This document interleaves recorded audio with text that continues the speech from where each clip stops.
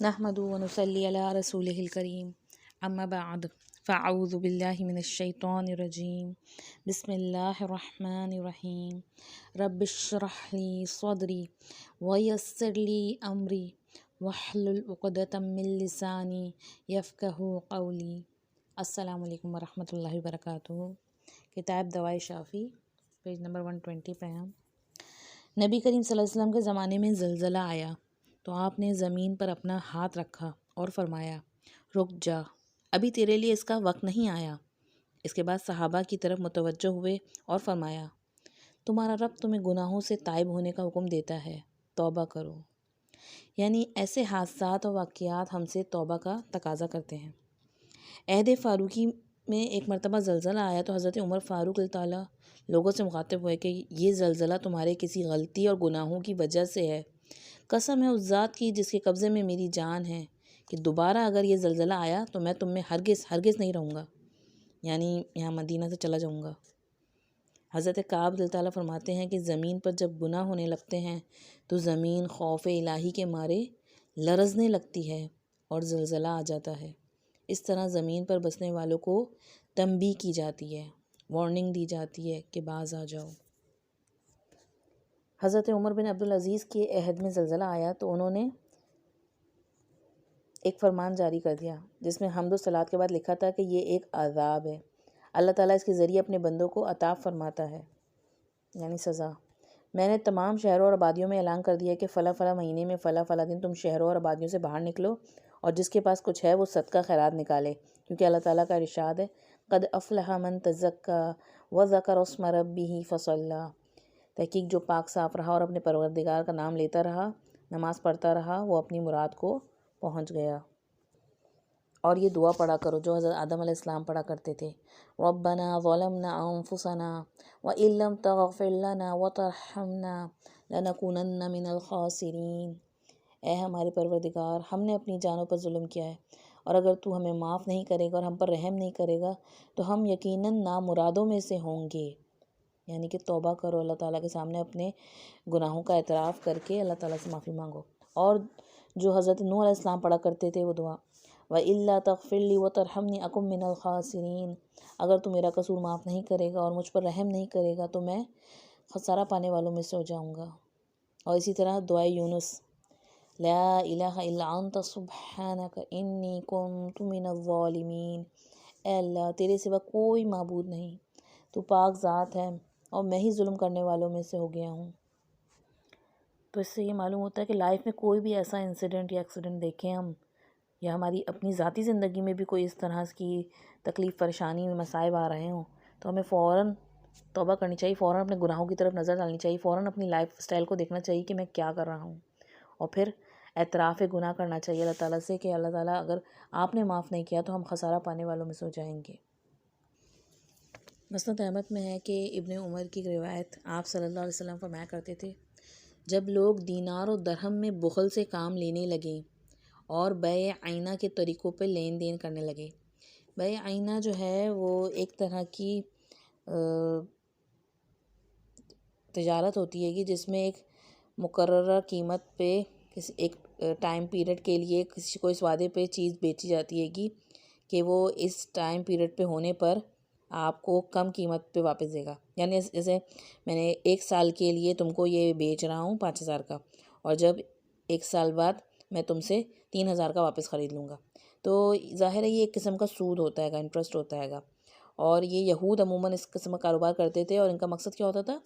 کہ حرام کردہ چیزوں کو اللہ تعالیٰ کی ہیل و بہانوں کے ذریعے اپنے اوپر حلال کر لیں، اور یہ سراسر بے ایمانی ہے۔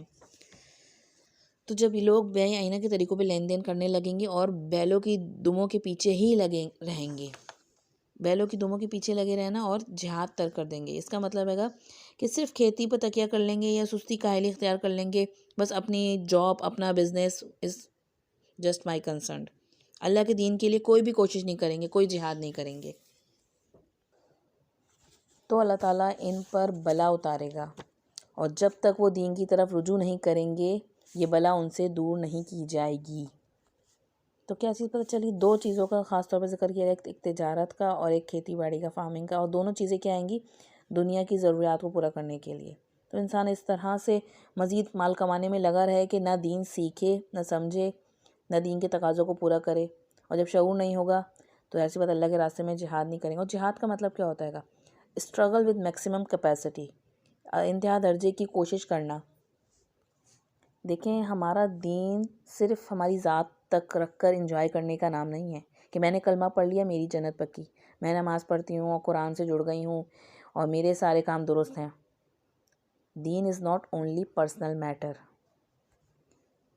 کیونکہ ایسے مذہبی لوگوں پر بھی بلا اترے گی، کیونکہ دین کا ہاف پارٹ ہمارا دوسروں کو دین پہنچانا بھی ہے۔ آپ صحابہ اکرام تعالیٰ کی زندگیوں کا مطالعہ کریں تو وہ مدینے میں بڑے بڑے گھر بنا کر نہیں بیٹھ گئے تھے کہ اب تو مدینہ میں ایک ریاست قائم ہو گئی ہے، بلکہ زمین میں پھیل گئے، کیونکہ باقی لوگوں کو بھی ہدایت کی فکر کرنی ہے ہم نے۔ اسی سے ایک ہم اس فتنوں سے بچ سکتے ہیں، یہ بلاؤ سے بچ سکتے ہیں، کیونکہ اگر باہر آگ لگی ہو اور ہم اپنے گھر کے اندر اے سی چلا کر سو جائیں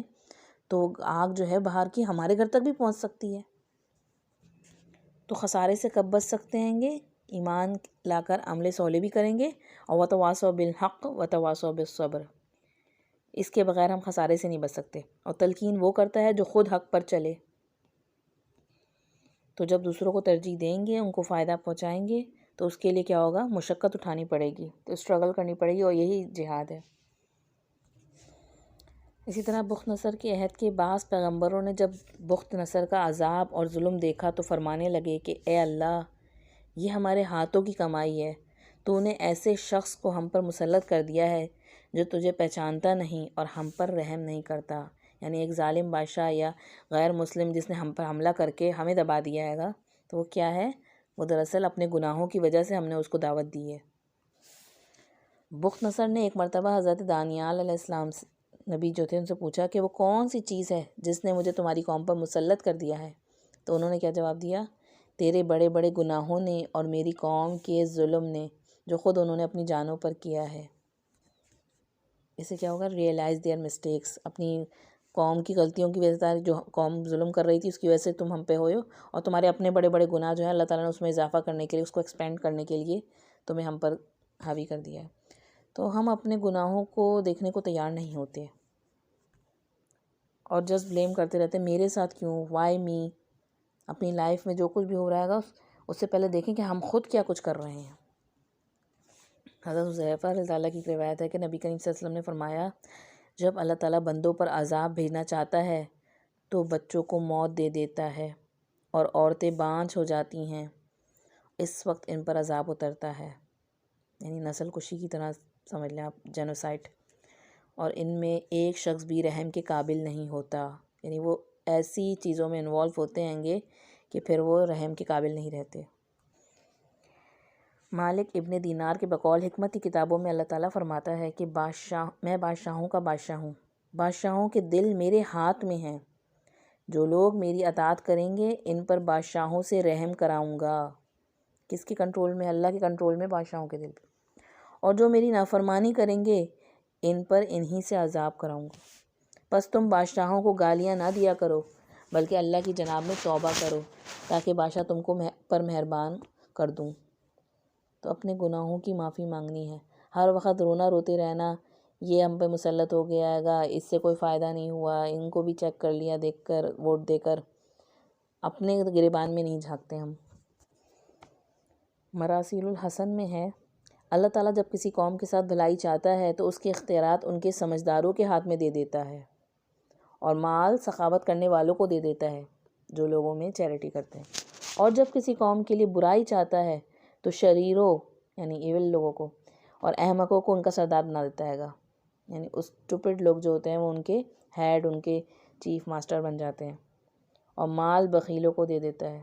جو اپنے بینک بھرتے رہتے ہیں گے۔ امام احمد رحمۃ اللہ حضرت قتادہ سے روایت کرتے ہیں کہ حضرت یونس نے بارگاہ الہی میں دعا کی، اے پروردگار، تو آسمان پر ہے اور ہم زمین پر، تیرے غضب اور تیری رضامندی کی کیا نشانی ہے؟ اللہ تعالیٰ نے فرمایا کہ جب میں تم پر اچھے لوگوں کو حاکم اور سردار بناؤں تو یہ میری رضامندی کی علامت ہے، اور اگر شریر بدماشوں کو تم پر حاکم بناؤں تو یہ میری خفگی اور ناراضگی کی نشانی ہے۔ تو اس سے کیا مطلب پتہ چل رہا ہے کہ ہمیں استغفار کرنا چاہیے، توبہ کرنی چاہیے اپنے گناہوں سے، اپنی روش کو چینج کرنا چاہیے، اپنے آپ کو اللہ کی رضامندی والے کاموں میں لگانا چاہیے، تاکہ ہمیں پر جو حکومت کرنے والے لوگ ہیں گے وہ رحم دل ہوں۔ ابن ابی دنیا نے فضیل بن عیاض سے روایت کی ہے کہ بعض پیغمبروں پر اللہ تعالیٰ نے یہ وحی نازل فرمائی ہے کہ مجھے پہچاننے والا جب میری نافرمانی کرتا ہے، اللہ کو پہچاننے والا کیا مراد؟ مسلمان، تو میں اس پر ایسے شخص کو مسلط کر دیتا ہوں جو مجھے نہیں پہچانتا، یعنی جو اللہ کو مانتا بھی نہیں ہے اس کو اللہ تعالیٰ مسلط کر دیتے ہیں گے۔ کیوں؟ وجہ کیا تھی؟ کہ مجھے پہچان کر کہ میں رب ہوں پھر میری نافرمانی کر رہے ہو۔ نیز حضرت ابن عمر اللہ تعالیٰ سے ایک مرفوع روایت بھی منقول ہے کہ قسم اس ذات کی جس کے ہاتھ میں میری جان ہے، قیامت اس وقت تک قائم نہیں ہوگی جب تک کہ اللہ تعالیٰ جھوٹے امیروں، یعنی فالس کمانڈر، امیر جو ہے نا جو کمانڈ کرنے والا ہوتا ہے، حضرت عمر اللہ کو امیر المومنین کہا جاتا تھا، بدکار وزیروں، وکٹ منسٹرز، خائن عوان، عوان کہتے ہیں گے جو مددگار یا اسسٹنٹ یا ہیلپرز ہوتے ہیں، تو وہ کون ہوں گے؟ وہ خیانت کار، ٹریٹر، بیٹریئر، اور جماعتوں کے ظالم سردار، قبیلوں اور جماعتوں کے ظالم سردار اور چودھریوں، اور فاسق و بدکار قراء اور علماء کو جن کی پیشانیاں راہبوں کی سی ہوں گی اور دل مردار جانوروں سے زیادہ متفن اور بدبودار، جن میں قسم قسم کی خواہشات، ڈیزائرز مجزن ہوں گی، دنیا میں بھیج نہیں لے گا جب ایسے لوگ پیدا ہو جائیں گے۔ کیسے لوگ پیدا ہو جائیں گے؟ جھوٹے امیر، بدکار وزیر، مددگار جو ان کے ہیلپرز خیانت کار ہوں گے، اور سردار وغیرہ جو ہوں گے وہ ظالم ہوں گے، اور ایسے قاری، عالم و دیندار جن کو دنیا کی کریونگ ہو، اسٹرانگ ڈیزائرز ہوں ان کی۔ تو جب ایسے لوگ پیدا ہو جائیں گے، ایسے حالات پیدا ہو جائیں گے، تو اللہ تعالیٰ ان کے لیے خطرناک تاریک فتنے کھڑے کر دے گا۔ تاریک یعنی اندھیرے، مطلب جن میں یہ لوگ ٹامک ٹوئیاں مارتے رہیں گے، تو بیٹ اباؤٹ دا بش، ادھر ادھر کی باتیں کرتے رہیں گے۔ قسم اس ذات کی جس کے ہاتھ میں محمد صلی اللہ علیہ وسلم کی جان ہے، اسلام کی زنجیر پارا پارا کر دی جائے گی تاکہ کوئی اللہ اللہ کہنے والا بھی باقی نہیں رہے گا۔ یہ لاسٹ مومنٹ کی بات ہو رہی ہے قیامت کے قریب۔ تو لوگوں، امر بالمعروف اور نہی عن المنکر کا فرض انجام دیتے رہو، ورنہ اللہ تعالیٰ تم پر اشرار کو مسلط کر دے گا۔ اشرار شر کی جمع ہے، یعنی ویلنس ٹائپ لوگ، وہ تمہیں بد سے بدتر عذاب میں مبتلا کر دیں گے۔ اس وقت اچھے لوگ تمہارے حق میں دعا کریں گے لیکن وہ مقبول نہ ہوگی۔ لوگوں، امر بالمعروف اور نہی عن المنکر کرتے رہو، ورنہ اللہ تعالیٰ تم پر ایسے لوگوں کو بھیجے گا جو تمہارے چھوٹوں پر رحم نہیں کریں گے اور تمہارے بڑوں کی توقیر و عزت نہیں کریں گے، ان کی رسپیکٹ نہیں کریں گے۔ تو اسے کیا پتہ چل رہا ہے؟ جب امر بالمعروف اور نہی عن المنکر کا کام نہیں انجام دیا جائے گا تو آپ کی دعائیں بھی قبول نہیں ہوں گی، اور پھر اللہ تعالیٰ کی طرف سے بطور عذاب ایسے لوگوں کو بھیج دیا جائے گا۔ تو گناہ تو ہر دور میں، ہر ظاہر سی بات ہے گناہ گار لوگ ہوتے ہیں، لیکن ہم نے گناہوں سے روکنا بھی ہے دوسروں کو، اور ضروری نہیں کہ ہمارے کہنے سے رک جائیں، لیکن ایک عذر کے طور پہ اگر گناہ گاروں کو روکا جا رہا ہو، ان کی اصلاح کی کوشش کی جا رہی ہو، تو اس طرح سے کلیکٹیو عذاب نہیں آتا اللہ تعالیٰ کی طرف سے۔ اسی طرح طبرانی میں ابن عباس رضی اللہ عنہ سے مروی ہے کہ نبی کریم صلی اللہ علیہ وسلم نے فرمایا، لوگ جب ناپ تول میں کمی کرنے لگیں گے تو اللہ تعالیٰ بارش روک لے گا، زنا کی کثرت ہو جائے گی تو موت عام ہو جائے گی، بہت آسانی سے موتیں ہو رہی ہوں گی۔ اب دیکھ لیں جتنے بے حیائی پھیل رہی ہے، اور موت کا ریشو بھی دیکھ لیں۔ سود خواری پھیل جائے گی تو ان پر جنون مسلط کر دے گا، ذہنی بیماریاں، مینٹل النس، اور انٹرسٹ کس طرح سے پھیلا ہوا ہے گا، یہ قتل و غارت گری کی کثرت ہو جائے گی تو اللہ تعالیٰ دشمنوں کو ان پر مسلط کر دے گا۔ لواطت کی کثرت ہو جائے گی تو لوگ زمین میں دھسا دیے جائیں گے، ہومو سیکشولیٹی، اور امر بالمعروف و نہی عن المنکر ترک کر دیں گے تو ان کے نیک اعمال اوپر کو نہیں جائیں گے اور ان کی دعاؤں کی سنوائی نہیں ہوگی، یعنی کہ دعائیں قبول نہیں ہوں گی۔ اسی طرح مسند احمد میں حضرت عائشہ صدیقہ سے بھی مروی ایک روایت آتی ہے کہ آپ صلی اللہ علیہ وسلم اس حالت میں میرے یہاں تشریف لائے کہ آپ کی سانس پھولی ہوئی تھی، چہرے سے معلوم ہو رہا تھا کہ آپ بہت ہی پریشان ہیں، اور پھر آپ نے حمد و ثنا کے بعد فرمایا کہ لوگوں اپنے رب سے ڈرو، اللہ تعالیٰ کا حکم ہے کہ تم امر بالمعروف اور نہی عن المنکر کیا کرو، قبل اس سے کہ تمہاری دعا قبول نہ کی جائے اور تم نصرت و امداد چاہو اور تمہاری مدد نہ کی جائے، تم مانگو اور تمہارے سوال رد کر دیا جائے اور تمہیں کچھ نہ دیا جائے۔ تو جو برائی کھل کر ہمارے سامنے آ جائے تو اس کو روکنا ہم پر پھر فرض ہو جاتا ہے، رسپانسبلٹی آتی ہے۔ ہم پر یہ نہیں ہے کہ ہم جا کے لوگوں کی جاسوسیاں کریں اور دیکھیں کہ وہ کہ برائی تو نہیں کر رہے، ہم ان کے اوپر حوالدار نہیں ہیں، لیکن اگر جو کھل کر سامنے آ رہی ہے تو اس کو روکنا بہت ضروری ہے۔ حضرت عمر الزاہد کا قول ہے کہ تمہاری غفلت اور اللہ تعالیٰ سے روگردانی کی یہ دلیل ہے، یعنی کہ غفلت کس چیز سے؟ برائی دیکھ کر منہ موڑ لیتے ہو، یہ دلیل ہے کہ تمہارے سامنے اللہ کی مرضی کے خلاف کام ہو رہا ہو اور تم دیکھتے رہو اور چشم پوشی کر جاؤ، یعنی منہ موڑ جاؤ، اور مخلوق کے ڈر سے جو تمہیں کسی قسم کا نفع و نقصان نہیں پہنچا سکتی، امر بالمعروف اور نہی عن المنکر ترک کر دو، یعنی لوگوں کے ڈر سے کہ کہیں یہ ناراض نہ ہو جائیں، یہ جانے پتہ نہیں کیا ری ایکشن دیں گے، تو ہمیں خیرخواہی کرنی ہے، حق بتانا ہے، لیکن حکمت و محبت کے ساتھ۔ تو انہی کا قول ہے کہ جو شخص مخلوق کے ڈر سے امر بالمعروف اور نہی عن المنکر ترک کر دیتا ہے، اس سے اطاعت کی قوت سلب کر لی جاتی ہے، یعنی پھر وہ اللہ تعالیٰ کی صحیح معنوں میں اطاعت بھی نہیں کر سکتا، اللہ تعالیٰ کی طرف سے توفیق ملتی ہے کہ اطاعت کی بھی، اور پھر اس کی اولاد اس کے حق پدری یعنی کہ فرما بردار نہیں رہتی، اور اس کے غلام اس کے حق کے آقائی کا پاس نہیں کرتے، یعنی غلام جو اس کے انڈر کنٹرول میں ماتحت لوگ ہوتے ہیں گے وہ بھی اس سے رسپیکٹ نہیں کرتے یا اس کی بات نہیں مانتے صحیح معنوں میں۔ تو جہاں کہیں اللہ تعالیٰ کسی بندے کے کوئی ایسی چیز ہمارے سامنے کوئی کر رہا ہے تو اس کو بہت حکمت و محبت کے ساتھ سمجھانا ہے، بتانا ہے، اور don't be aggressive at that moment. غصے سے روکیں گے تو لگے گا کہ آپ اس پہ حکم چلا رہے ہیں، تو نیکسٹ پرسن کو ندامت کے بجائے کیا ہوگا، وہ ڈیفینسو موڈ میں چلا جائے گا۔ تو آرام سے، محبت سے، اور دیکھیں as a human we are social being, ہم تنہا نہیں رہ سکتے، اور ہم جہاں کہیں بھی ہوں آس پاس کے لوگوں کے حوالے سے بھی ہماری کچھ ذمہ داری، کچھ رسپانسبلٹی بنتی ہے۔ قرآن مجید میں پڑوسی اس کو بھی کہا گیا ہے جو صاحب جنب ہو، یعنی کہیں آپ کے ساتھ برابر میں بیٹھنے والا۔ تو خود کو جس طرح اللہ کے راستے میں ہم فرما برداری میں لگاتے ہیں،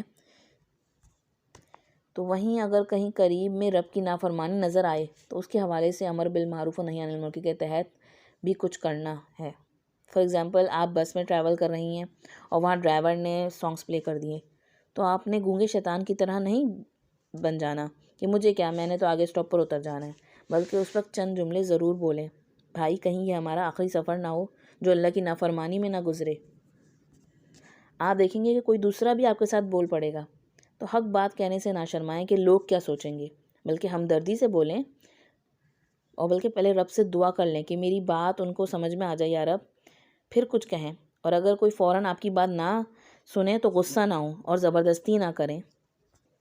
بلکہ ان کے حق میں دعا کریں کہ یا اللہ ان کا دل کھول دے، ان کو احساس ندامت ہو جائے اور یہ توبہ کر لیں۔